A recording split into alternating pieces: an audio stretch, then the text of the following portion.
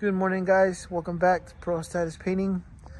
We are here in Winchester and we are getting ready to spray out this garage door that we have all prepped out.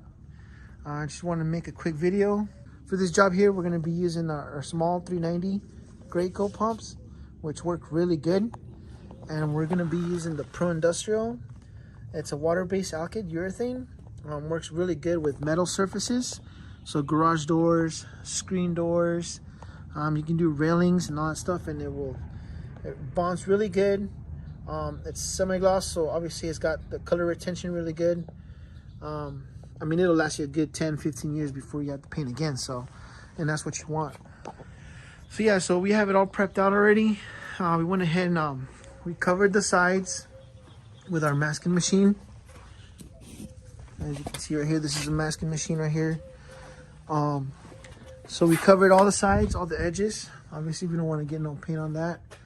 I'm gonna go ahead and spray out the remote just because it's all faded out. And we're actually spraying the weather strip on this one to match the garage door, which is always I like doing that just to make it look nice because the black doesn't really go nowhere. So we sanded it down. We used a 320 and a 220 sandpaper grit.